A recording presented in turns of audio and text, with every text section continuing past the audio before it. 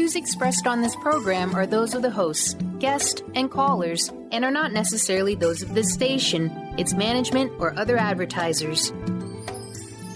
You're listening to Transformation Talk Radio.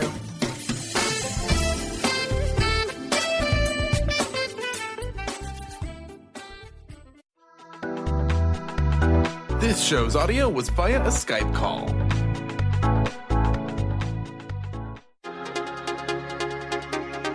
Synergenetic Living Radio is a conscious reality creation journey.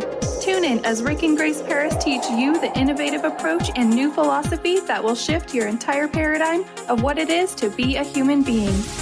Synergenetic Living is a living, breathing, conscious experience. As a shaman for 20 years, Rick Paris has been guiding people to fuller existences since his first workshop in 1995. He is well-versed in a wide variety of healing arts, including being an Enneagram expert.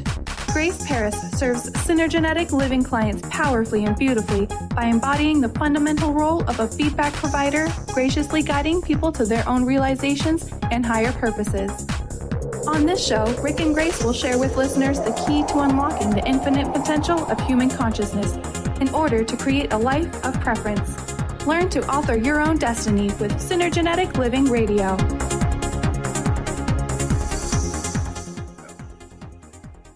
Good morning. Hello and welcome, everyone. You're with Grace and Rick Paris, and you're listening to Synergenetic Living Radio. Stay tuned with us for the next hour, and we're going to help you experience a totally new paradigm, motivated out of love, no more tough love. It's going to be an awesome way to grow and evolve. So today we're going to be talking about the awakened adult, spiritual adult. Yes, we're going to be talking about the awakened adult, which is not a grown-up. Most people are in the zone of grown-ups in the planet. And this isn't meant to be derogatory or putting anybody down. But to be able to be an awakened adult means that you had a transformational shift in consciousness since adolescence. You want to say anything else? Yeah, adolescence is kind of the freebie, right? Because you go through this chemical shift, your hormones. From childhood. Exactly. When you're in childhood, your first transformational shift is a chemical one. Your DNA hands it to you. And you basically feel empowered. You know, everybody knows what it felt like when you started puberty, and most people didn't have a very comfortable experience with that transformation. That transformation was unconscious. So it was kind of dropped in your lap in a way, but it gave you a taste of what the power of being an adult would feel like. Everybody gets wounded. It's an important step in your process to get this Icarus. The myth of Icarus is that, right? He got full of himself, powerful, flying through the air. He got too close to the sun, melted, and came crashing down. That represents the soul progression of a person being wounded. That's the deepest cut you've ever experienced when you were an adolescent. So what the adult needs to be able to do to transform that experience is to be able to heal that in themselves. When you've healed that wounding, you now understand how to incorporate the positives of that experience without the negative aspects, you know, like I just don't trust anybody. You know, I never loved like I did the first person I loved. These kind of energies need to be incorporated into the adult. So if they're not incorporated, and I haven't made a transformational shift away from adolescence, which I assure you in today's society, very few people have gone through. If you look at the news and you look at the geopolitical landscape, all we see is a bunch of teenagers. I mean, even the fact that Donald Trump, called him the little rocket man. It's like, why would you antagonize somebody? It's like high school. They're not adults. They're not allowing the dignity and the respect that people are demanding today. People want respect and dignity because it's what's lacking right now. And adolescents don't have that for each other. They don't have any dignity. They don't have any respect. By the time you're a teenager, you're lucky to have compassion. Compassion is something you learn because it's born of sorrow. Little kids will rip the wings off things and kill things, and you realize, oh my God, they don't have any compassion. It isn't until they learn compassion. Compassion isn't natural. It comes out of the sorrow that you feel for your negative impact. So adulting, you see lots of posts I do, quite often see on Facebook. I'm tired of adulting. I'm over adulting. That's an adolescent. Even though it's funny, it really is coming from the perspective of adolescent. Adulting is hard. Adulting, because the adolescent has to adapt, constantly adapts, constantly changes. That's why most people who are adolescents don't have any integrity or character. We cheat on each other in relationships. We don't do what we're supposed to. We walk into work late every day. People constantly stuck in this adolescent paradigm. And our world is really pushing us to grow up, to be more responsible, to understand that the impact that we're having, not only on the world around us, but more importantly, on each other, on ourselves, on our personal selves inside, because the adolescent is always trying to come up. I mean, I had a long discussion on Facebook around somebody posted something referring to having a pause. Oh, you should pause before you open your mouth and take a minute and check. That's the adolescent. The adolescent has to decide what's the right thing to say here because they inherently don't know. They're mimicking. They're adapting themselves according to structure and situation rather than coming with a structure, coming with character. Character is the ability to abide by your own set of rules. Integrity is the frequency that I adhere to that set of rules. So to be a person of character and integrity, I need to have rules. But the adolescent has come to understand these rules as what my parents gave me. And it's called really the adolescent, as it adapts, becomes a critical parent, which is everything is based in maybe some biblical stuff, maybe some societal things, maybe some things from my parents. So these things are formulated out of something that isn't me. Therefore, I really am not going to be able to adhere to these things. I'm going to change the rules when all of a sudden I look bad. Or I look like I don't know what I'm doing. I'm going to resist and change the rules because the adolescent is terrified of being humiliated, rejected, abandoned. So becoming a spiritual adult is the number one most important thing I could see that anybody could do for our world and for yourself. Because what happens is you need to be operating out of a self-authored set of values, and that's the way I say it. And what that means is, as a child and adolescent, I can only respond out of the past. I can only respond to past experiences, therefore make a choice on the past. And that past can either be coming from a place of child, I don't get enough. I don't get enough of this. I don't get enough of that. I don't have. That's a child's perspective, and the adolescent's perspective is I'm not good enough. So most adults, if you watch them running around in relationships, you'll see that you have some friends that never feel good enough, and you have other friends that never feel like they have enough. Yeah, we often see people never have enough time to get things done. And never have time to do it right. But they have time to do it over again. Yeah. I have time to do it 3 times, but I really don't have time to do it right. I don't have time to do it that way, which are all functions of the adolescent. And most of the adolescents are attempting to get done with what they have to do so I can do what I want. So what happens is the adult doesn't really do that because the adult understands when I get to the end, that means I'm dead. It's the end of your life is the end. I'm not hurrying up to finish the obligations. Adolescents are motivated out of duty and obligation. Adult is motivated out of self-authored values. So, and as you know, adolescent was a transformational time in each of our lives. It was a really dramatic time in our lives. And it was intense too. Yes. And we were being raised by other adolescents who didn't teach us how to do it. The relationship with our parents gets very confrontational because the adolescent ultimately is constantly in control.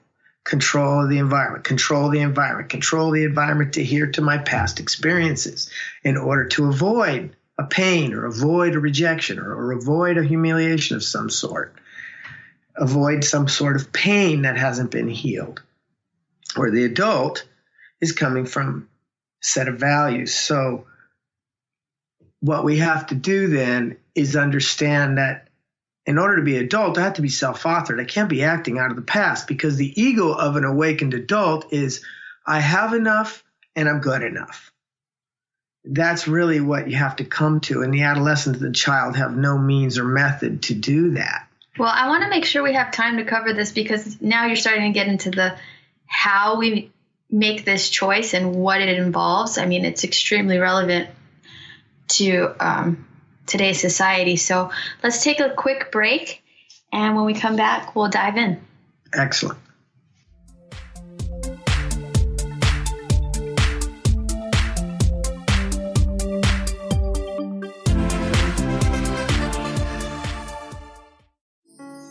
Are you ready to stop stress, anxiety, and low self-esteem from running your life? Join award-winning author Dr. Friedemann Schaub for Empowerment Radio and learn breakthrough solutions to switch out of survival mode and approach every day with great ease, joy, and purpose. Tune in the first and third Wednesday at 11 a.m. Pacific to Empowerment Radio with host Dr. Friedemann Schaub on Transformation Talk Radio. Visit thefearandanxietysolution.com to learn more. Calling all moms, it's time to awaken your vibrant, intuitive, loving self in every area of your life. Join host Debbie Pokornik as she shares thoughts, stories, and tools to help you stand in your power. Listen to Vibrant, Powerful Moms helping everyday women create extraordinary lives. Mondays at 2:30 Pacific, 5:30 Eastern. For more information about Debbie, visit empoweringenergy.com. That's empowering with letters NRG.com. What is a brilliant culture, and how do we create them? Why are they important? Claudette Rowley has created a breakthrough 5-step process to help you align your culture with your business strategy for exceptional results. Looking for a culture that drives organizational excellence? Listen to Cultural Brilliance Radio, the second and fourth Friday of each month at 10 a.m. Pacific and 1 p.m. Eastern on Transformation Talk Radio. To learn more or work with Claudette, visit culturalbrilliance.com.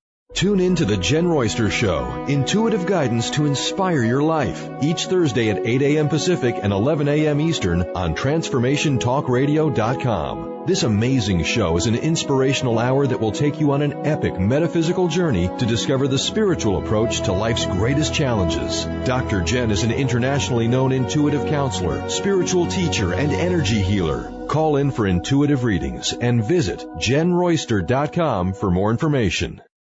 Are you searching? Looking for a sign? A message you need to hear? From the great unknown?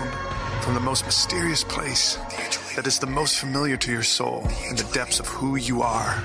The universe put someone here to talk to, someone God gave a blessing to, that you may find insight with. TheAngelLady.net.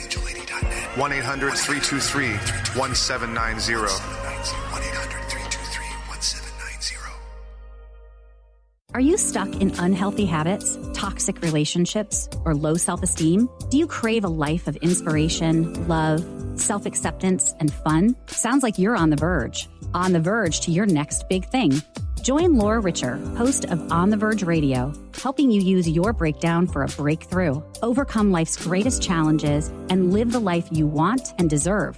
Tune in each month on Transformation Talk Radio or visit SeattleHealingHypnosis.com for more information.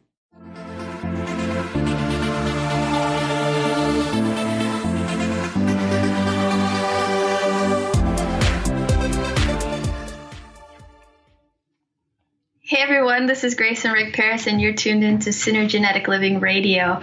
If you're just tuning in, we're talking about how to become a spiritual adult, and we will take live callers. If you have questions or something's come up, 800-930-2819. Okay, so I was just starting to talk about values, right? And these values are going to be where you begin to be a person of character. So people often say, well, I want creativity and I want love and I want these values, right? And And those are all beautiful values. But most of the time, people are picking values that the adolescent has decided, those would be cool. If I had all those values, I'd be super cool. So you can't just pick a value. And the values are really going to end up being your ideals. They need to be on a personal level. They need to be ideals. You need to be able to have a value that you're not going to change. You know, like I just read this really terrible book actually this week. The subtle it was art so of bad. Not giving an F. Yeah, the subtle art of not giving an F, right? And I read it because I was like, wow, 1 million people read this book. Maybe I want to see what it was awful. It was just terrible advice.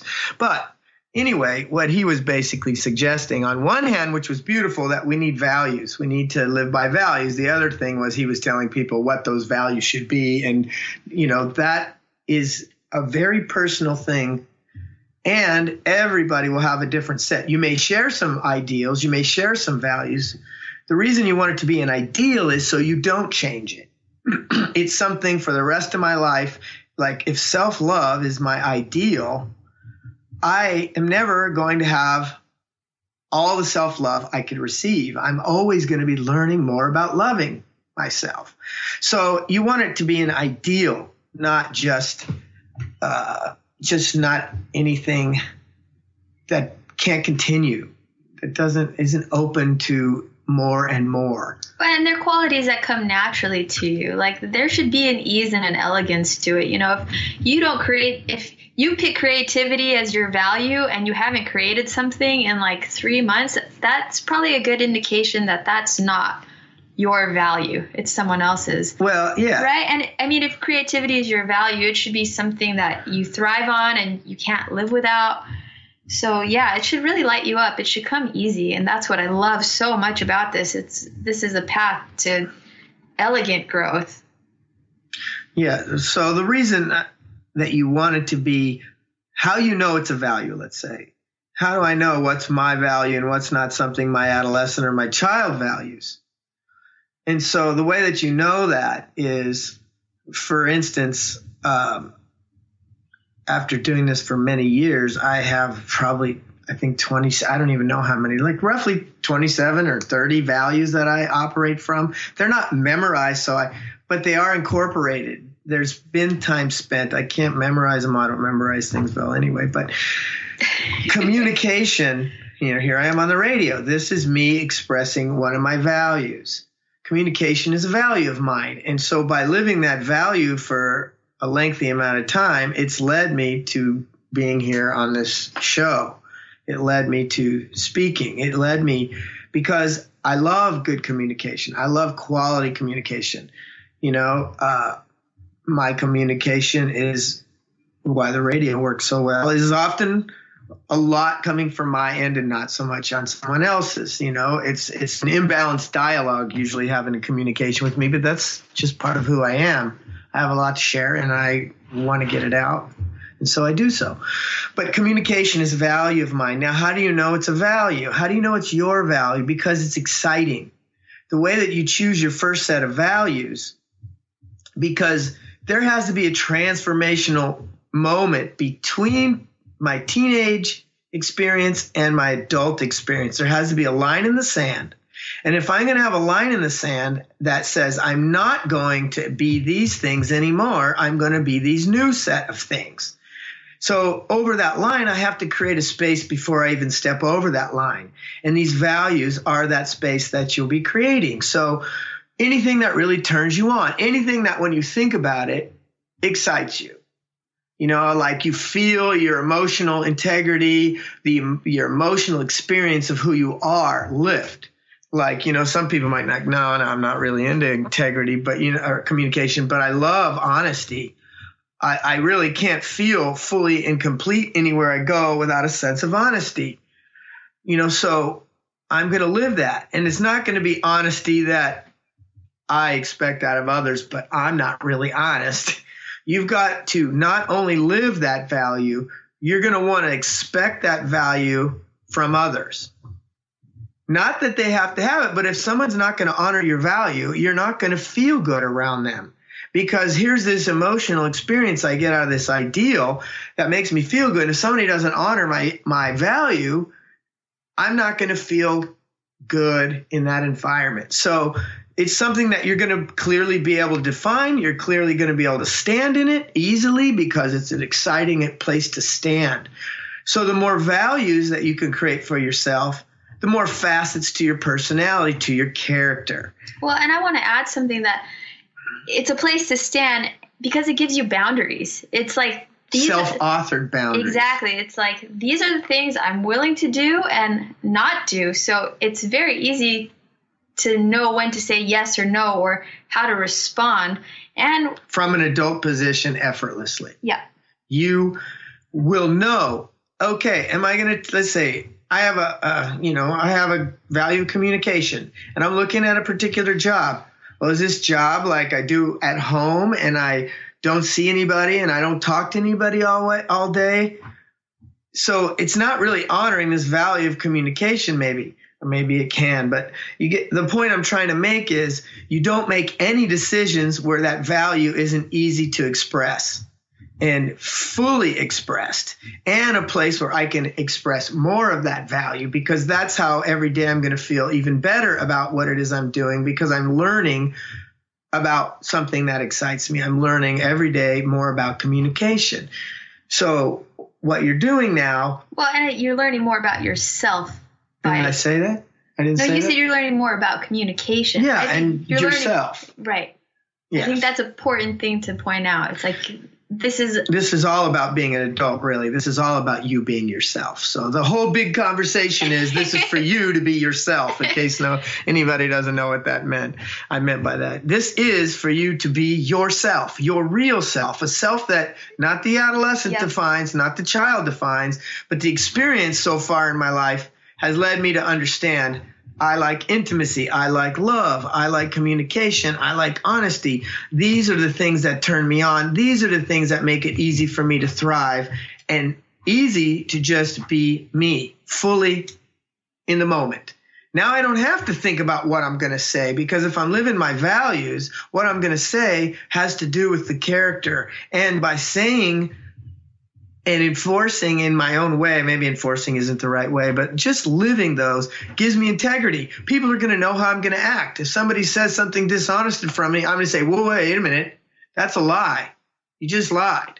I'm going to stand up for that, because not only am I going to feel good in doing so, I'm also making sure I create the environment that everything is copacetic for me. And it's not, you don't have to make people wrong, but nothing wrong with pointing out a judgment that's made from discernment. That the adolescent judges people out of a negative judgment, something that they think isn't good or they don't like. So the adolescent is constantly trying to figure out what's the right thing to say right now. They said that, now I don't know what to say. Well, let me think about it. And one of the things about texting, worst is like when you're like, you've said something and then later on you're like, did I say the right thing? And you're wondering and you're like picking apart what you just did. Yeah, it's awful. That's what the adolescent's always doing. There's you were saying with texting. Yeah, with texting, it's in texting, the way that we communicate today. I can wait a while and think about what I'm going to say rather than just voice where I am. And so the beginning of doing this, you really only need one value. One value will change everything. Of course, you will find more, because let's say you just run off of communication. Well, the way you do this to make sure you're over this line between adolescence and adulthood is, if a situation comes up, now this is where you have to think for a minute. If this comes up, am I going to express my communication? Am I going to be able to express my self-love in this decision I'm about to make? If that decision is no, or I don't think so, then you have to say no out of the character and integrity for yourself and the self-love for yourself. I have to say no, it's not good for me. So if all your decisions you start basing off this set of values, you have now separated yourself from the way the adolescent makes up their mind. You have now put yourself in a new position, and it's self-authored. it's not coming from the values of the church or my parents or society or my group of peers. It's coming from me. And it's easy to know when you drop a value because you're not going to feel good. When all of a sudden you don't feel good, you're really, an adolescent doesn't know why. Well, I don't feel good because you did da-da-da-da-da, and they get involved in the outside experience again instead of realizing, oh, I'm not honoring these values right now. That's why I feel a loss. I'm feeling a loss because I'm not adhering to my set of values. So at first it takes some will because you're trying to change a pattern. And to change that pattern, you've got to be able to use will. And will's a muscle. To be a willful person requires that I have something to hold. Well, the adolescence, since it changes all the time, it has a will, adolescence, but it's a control. They can be very willful in what they do and very dominating. See, the adult is going for dominion, not domination. Domination is what the adolescent employs because logic and reason stems from dominating a situation and analyzing a situation rather than dominion, figuring out how to synthesize in a situation. How do I come into a place where I feel good? That's all I have to worry about. I don't have to worry about what they're doing. I just have to worry about who I am and what I'm doing. And these values, which are your personal ideals, will allow that to happen. So let's take a break right now, and we'll be back in a few minutes.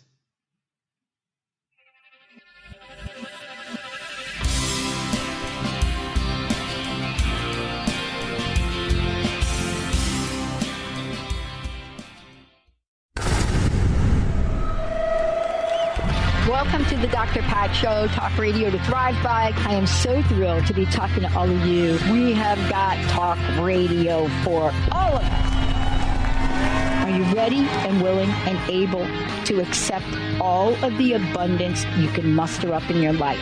Yeah! Check us out at drpatshow.com, transformationtalkradio.com, transformationradio.fm. Oh my goodness. Take your own journey with the angels with Claire Candy Huff's Heaven Sent Guided Angel Meditation CD.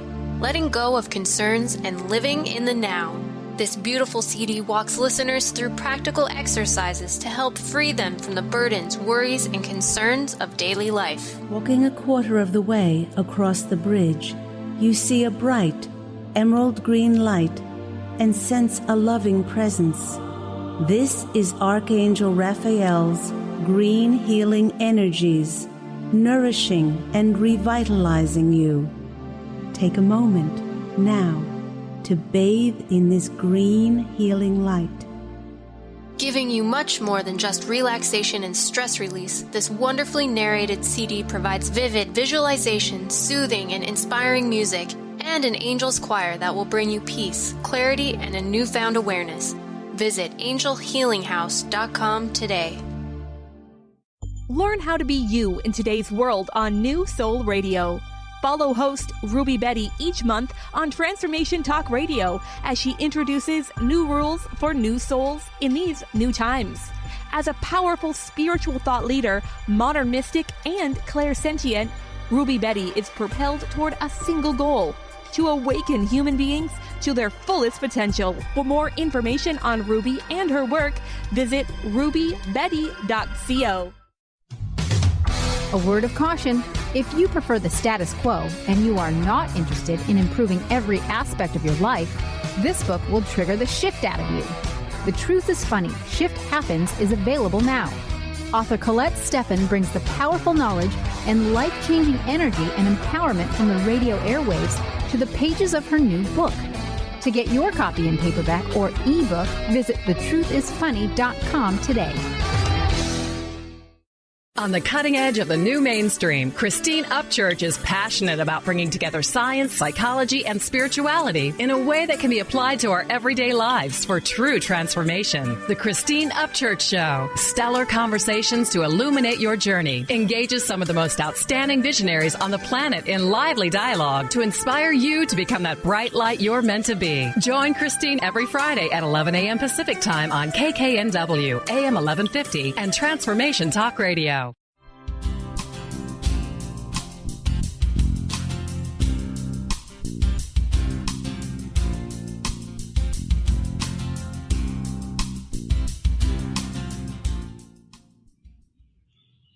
Hello, we're back. Hey, you're listening to Synergenetic Living Radio, and we're talking about living by a set of values. But before we dive even further, if this is resonating with you or you want to connect with us, check us out on the web, www.synergeneticliving.com, or Rick is always on Facebook. Check out our page, Synergenetic Living. Not always on Facebook. I heard that. He likes to be on there. Yeah, I've been on there a lot lately, actually. Good conversations. Okay, so anyway, what I'm trying to understand or help people understand is you create your own reality. So if you can look around the world and it looks like people aren't doing what they say, they're not doing the right thing, and there's such a lack of integrity and a lack of character, and it's like the way that computes in synergenetics is that's a reflection of your unconscious. You're not conscious of not being an adult. I don't understand that. Yeah, I can see that I've never had a transformational choice. And if out of the three positions I could be, a child, adolescent, and an adult. Yeah, it's like, what was that defining moment that you became an adult? Yeah, where did it happen? Did you buy a house or? An adult is the most powerful out of the three positions.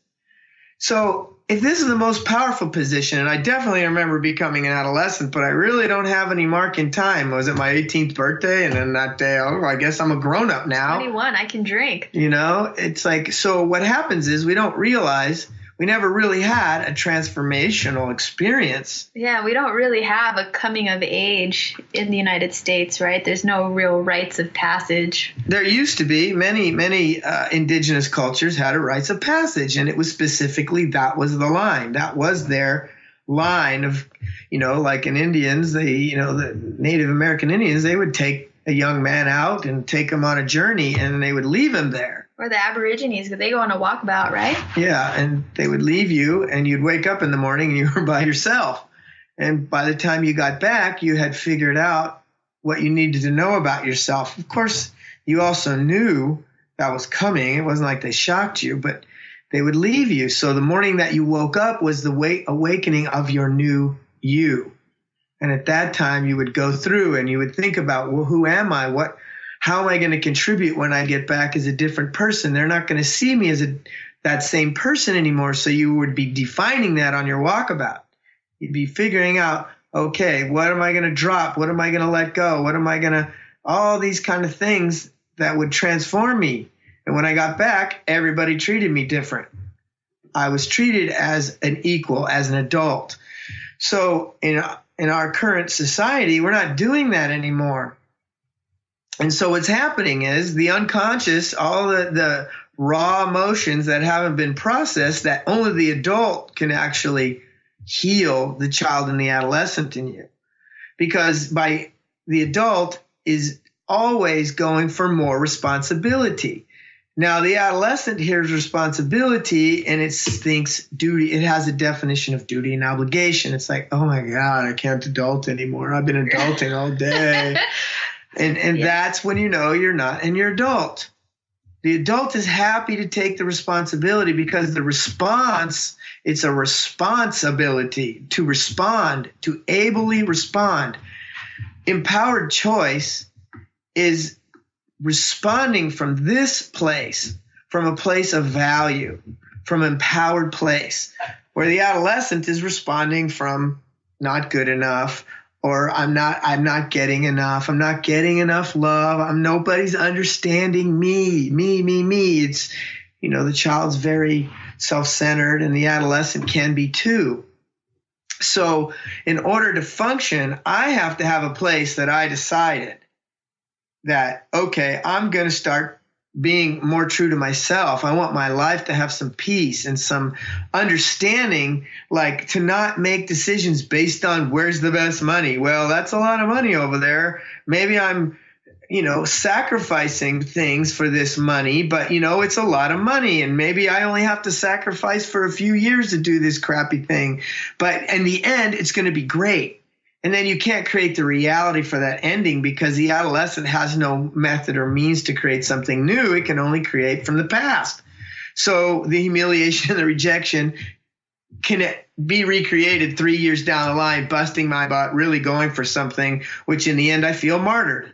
I feel like I really put everything into this and it just didn't work out. That doesn't happen to the adult. The adult never loses because the adult is always looking through a set of values. What's going on here? Oh, I didn't honor this. I need to do this. Oh, you know what? I didn't realize that creativity is a value of mine and I wasn't honoring my own creativity. So even though I made a choice about quality communication, I didn't realize, I communicate. I copy somebody else's words down all day. This is a communication, but I don't feel fulfilled because I realize, no, it has to be a creative communication. So the facets start coming in. If you find one thing, it'll change you. But I try to encourage people to have three values that when I think if I were living these three things, how exciting. I even get excited just knowing if I just had to base all my decisions off these three things, how would that change my life? How would I change who I am? So that comes out of the adulthood. The adult knows when to speak up because I have a set of values that is motivating me rather than a past of fear, like I'm going to get hurt. If I don't do this, if I don't make sure that you're trustworthy, you better be trustworthy. And in the adolescent, really, because they don't know what trust is, they exchange trust as perfection. So somebody has to be perfect if I'm going to trust you. So then you tell the person, well, if you don't call me and you don't text me when you're out with your friends and you don't do this and this, I don't know if I can trust you. Now that's control. That's perfection and control. Control is the antithesis to creativity, freedom, and love. You cannot be in a space of control and create at the same time. So for instance, if your value is love or creativity, you're not going to be able to do it if you're going to be in control because that's the payoff. You know, what's happening in America right now? Everybody's trying to dominate each other. Nobody's free to do anything. You're not even free to approach a woman without worrying, is she going to think I'm some kind of stalker now? Because if I don't say it just right, I'm going to get my ass in trouble, right? So people aren't having a basis for a brighter future. I don't have a basis of emotional stability in order to come from a place. Like if I were coming from values and I said something and someone didn't like it and I was honoring my values, I would apologize. Oh, I was just trying to communicate in a creative way and I realized that upset you. But I was really just trying to do it this way. And I'm sorry about that. You see, now you've got a basis to explain where you came from. You have a reason to be apologetic, to be able to say sorry, where the adolescent doesn't ever say sorry because the adolescent thinks if I say sorry, that means I'm wrong. And if I'm wrong, that means I deserve the humiliation. I deserve the rejection. You see, so all these other things come to play. You lose so much of that negative interference that you're dealing with on the daily. And you're also incorporating something that brings you joy in a graceful way, because when you live your preferences, that's what creates joy. If you fulfill your needs, like Maslow's hierarchy of needs, for instance, when you fulfill those, you're happy. But if all you're going for is happiness all the time, you're now in a pattern of addiction. Now I'm addicted to the things I do because they bring me happiness, so I can lose the freedom that I once got out of these things. So the way the adult always supersedes themselves is they always go for preference. And it looks like it's time for a break again. So let's take a break and we'll be right back. Thank you.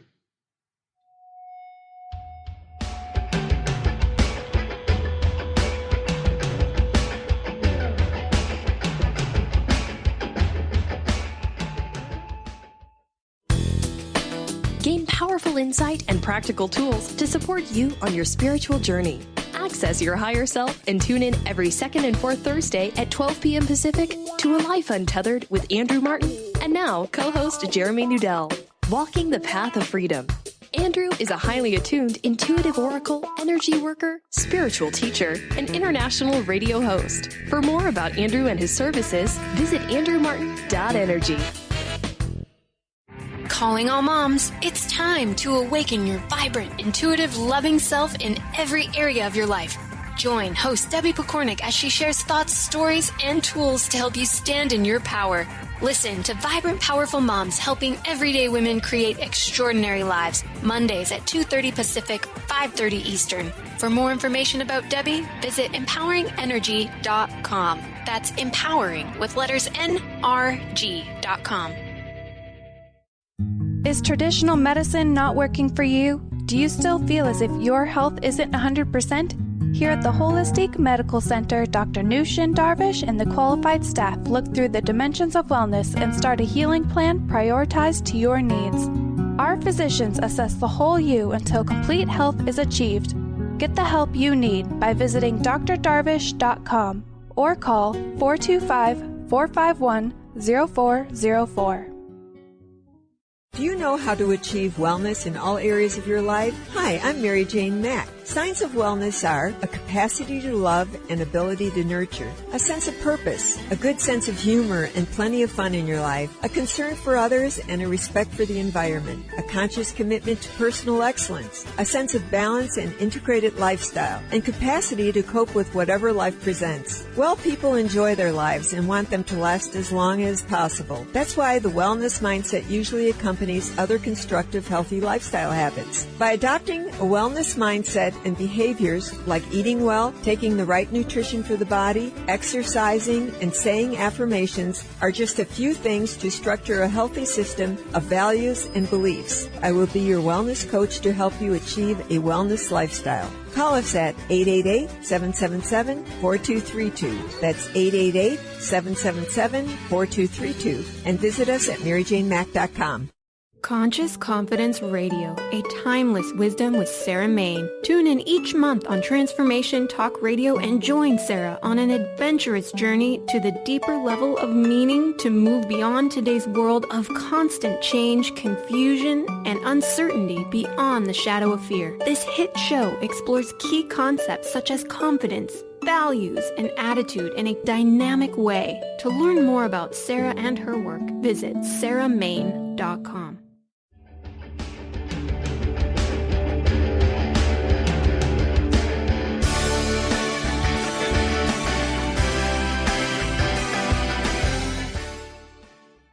All right, we're back. You're listening to Synergenetic Living Radio, and we were just talking about living a life of preference. And it's a perfect time to tune in because I feel like this has helped me a tremendous amount.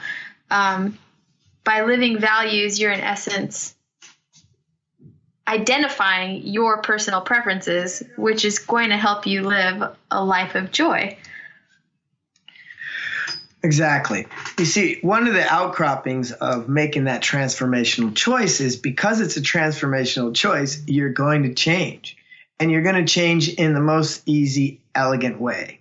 Because once you choose your values and you start living them, the outcroppings of that choice bring you joy because my preference are living these ideals. That's what creates joy. That's what I was saying earlier. The way that you create more joy in your life is the way that you layer your preferences. If I'm living my preference, and to not judge your values. You don't have to tell anybody what they are. For instance, if you have a value that, hey, I like multiple sex partners, that's a value of mine, then I have to be honest in a relationship when I even get into it to say, hey, this is one of my values. I value an open relationship. And let's say that's what you value and you're not ready to tell yet. You're not ready to adopt that as an ideal. Then what you've got to do is just wait, because as you're living your other ones, you will naturally come to the place where you're going to create enough self-esteem, because self-esteem comes from this. You will start earning love because you're going to feel very good when you go after something. So you'll feel love. You'll feel greater love. And that's essentially what self-esteem is, the love that you earn. So what comes out of living a life of ideals is I create joy, I create integrity, I have a character, which are all natural outcroppings of this transformational choice. It's not really brain surgery, But it takes a little bit. I mean, we work with people. When we work with one-on-one with people, oftentimes this is one of the first things we go through. I'd love to know your thoughts on identifying preferences and desires, because I feel like a lot of women, especially, they actually don't really know what they want, need, desire. Like they're kind of out of touch with that. Happens a lot. Well, most of the time when a person is, this brings up a whole nother way. And of course, this philosophy will naturally go into all other areas of your life. You're going to start looking at, why am I doing that? Why am I doing this behavior that I'm really not excited to do? It's coming out of some kind of habit, because I have another set of beliefs that to be a good woman requires me to ... And these are a bunch of technically values, but they're not mine. Those were my mom's values or the church's values. And I've been living them, and I feel like I'm a good person. I do all the things that I should be doing, right, but I don't have any feelings that are supporting that. It's just a bunch of actions. Now, if a person, everybody has shame. But if a person is, if a person is particularly seeped in shame, like I have an abundance of shame, which is basically taking my preferences as a child or an adolescent and suppressing them because I didn't get the feedback that they were okay. Somebody else's preference, by living somebody else's preferences, I was able to get the love that I wanted. So I came up with a strategy to live other people's preferences in order to be loved. This is why the lesser ego, the ego of the child and the ego of the adolescent, come from a lack. An adult doesn't come from that position. An adult heals their ego and understands how to utilize the ego. And again, that's another conversation. That's another thing that needs to be understood in order to incorporate it into the whole. Synergenetics has a complete integrity. One thing leads into the next. When a person opens up for a healing, it'll open the next environment. So, the negative ego is going to have to be understood now, because if I keep doing the wrong thing, because let's say the ego is the voice in the head or I don't get a good feeling when I do it, even though I really want to do it. When I do it, I feel guilty, or I feel bad, or I feel sad. I feel these other things. Thoughts and feelings always go together. They do not. That's the masculine and the feminine in a synergy. It's one operates off the other. Thoughts create feelings, and feelings create thoughts, and thoughts create new feelings, and feelings create new thoughts. And the machine goes around. If you're not moving forward, it's because you're operating out of the past. Now, if you have a program that's based in the past, which is a belief, but in our system, belief precedes experience.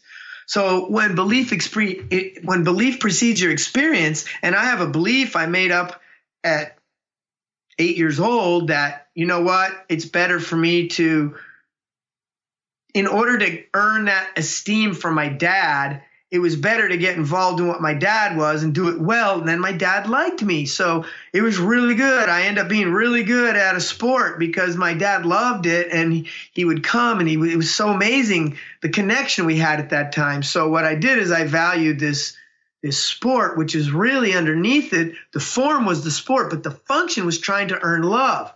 But I earned love by doing something for the other rather than doing something out of myself and then seeing the love come back to me, because that's where self-esteem happens. Self-esteem, adolescents are always into outside validation. That's why they never get self-esteem. Self-esteem measured by outside validation crushes self-esteem, because you're not being yourself. I'm going to do whatever it takes for the outside world to love me. So that's part of the adolescent. You could be part of the child as well. So the next thing I have to know, most systems are like, get rid of your negative ego, forget your ego. They don't even call it a negative ego because they don't realize the ego has a positive aspect as well. We live in a duality. And in order to be an advanced person, you have to start looking for the duality in everything. For instance, there is a law of gravity, but why don't we have a law of levity? Why isn't there a law that states when something will float. Gravity has to have a duality. How do plants grow out of the ground if they're being pulled down? There is a law of levity in action. We just haven't noticed. We haven't defined it. So, we call it anti-gravity. No, that's not its own individual thing. You see, logic and reason says, well, if we have gravity, we have anti-gravity. No, we have levity. We just don't know where it is. And of course, that's digressing. But the point I'm trying to make is you have to start looking. You have an ego that has a positive aspect and a negative aspect. You have an adolescent in you operating right now that has a positive aspect and a negative. In order to be a functioning adult, I have to heal the negative aspects and pump up the positive aspects of the adolescent. The will that the adolescent had before it was wounded, the creativity, the passion that the adolescent has that so many people lose as adults. That's why they get drunk and party and do all the things they used to do as a teenager when they're partying, because they really don't know how to celebrate as an adult, because they aren't an adult. They don't really know what that means yet. So I go to the past. Midlife crisis. That's getting to a point in my life of doing all the things I didn't like doing since a teenager, and I just want to do what I want to do now, but I really don't know what that is. So I idealize the past. Get me that car. Get me that young girl. I'm going to be an actor. I'm not going to be a lawyer anymore. And so what happens is they turn their whole life upside down, and 2 years later, they find themselves divorced, alone, driving a red Corvette, feeling not good enough. So this adult thing is imperative. And if the reality is screaming at me that everybody's an adult, if I can identify with that at all, then what's happening is I'm starting to understand that that's a function of my unconscious mind, because we're trying to evolve here. We're trying to wake up. Everybody's so into wake up, wake up, wake up. Well, that's the adolescent yelling at everybody else to wake up. I'm awake, even though I'm negative judging everybody who isn't awake, which is a function of the adolescent. It's like waking up is a personal thing. Responsibility to take power is in responsibility. I don't have to do everything, but I want to act on everything. I want to take the responsibility. If someone says, can you do this and this for me? And the adolescent's like, well, I don't really want to do it, but maybe I'll get props for this. Maybe I'll get ahead if I just sacrifice my needs and wants and desires for somebody else. Maybe then I'll get the esteem. And of course you don't get it. And at the end, half the time people are martyred. I'm in martyr now because I gave up my weekend for this and you didn't appreciate me and you didn't give me a rise. You didn't even, right? All the adolescent rhetoric. The adult is just going to say, well, I'm not doing that again because I didn't receive. The adult is looking for receiving. I'm going to act out of my set of values and I'm going to want to receive love. I want to receive. Receiving takes vulnerability. Most people think receiving is waiting around. Oh, I'm receiving. I'm trying to receive here. I'm just waiting for it to happen. No, receiving is being actively engaged, willfully wanting to receive. Receiving is an act of will. It is not a waiting. The adolescent sees it as waiting. So without this new measuring device, all I can do is keep labeling everything as I once did. And so these emotions that are coming up from the past elevate because I haven't dealt with them. I haven't really felt those up. I haven't healed those. So now all these suppressed emotions are coming out of my unconscious mind, which makes the world look like it's not awake, makes the world look like it's an adolescent, when really it's my unconscious that is being reflected in the expression, because I haven't dealt with what's stuffed in my unconscious, because the adolescent does nothing but stuff everything into the background. I don't like that. I'm negative judging everything. The adolescent negative judges. The adult does not. It makes judgments, discerning judgment based on value. The adolescent just negative judges everything because it's black and white. It's you're with me or against me. And if you're not with me, I'm going to pretend you're against me because I don't really know how to navigate that. So being a spiritual adult is critical. You cannot really wake up if you're not willing to be an adult and not the adolescence version of adult. It has to be your own rendition. Waking up is becoming conscious. Becoming conscious is a reflection of self-authorship. To be an authority means I'm self-authored. So thank you so much for listening to us. Yeah, please do check us out on the web, synergeneticliving.com. Subscribe to our YouTube channel, and we're here every Friday, 1 p.m. Pacific, 4 p.m. Eastern Time. And next week, we will be having more enlightening conversations. So I guess we haven't decided what we're talking about next week. No, we do. What is it? I can't remember never off mind. the top of my It's head. okay. We don't have to know that right now. We'll let you know what we're going to talk about next week. Okay. Thank you very much for listening, and hopefully we'll see you next week. Tune in on Transformation Talk Radio for the latest on Synergenetic Living Radio with Rick and Grace Paris. Learn how to get clear on the life you desire. Synergenetic Living is a living, breathing, conscious experience. Rick and Grace will teach you the art of utilizing the future to create the now with a sense of artistic and absolute power, having dominion without domination. For more information on Rick and Grace Paris and Synergenetic Living, or to download an episode of Synergenetic Living Radio, visit synergeneticliving.com.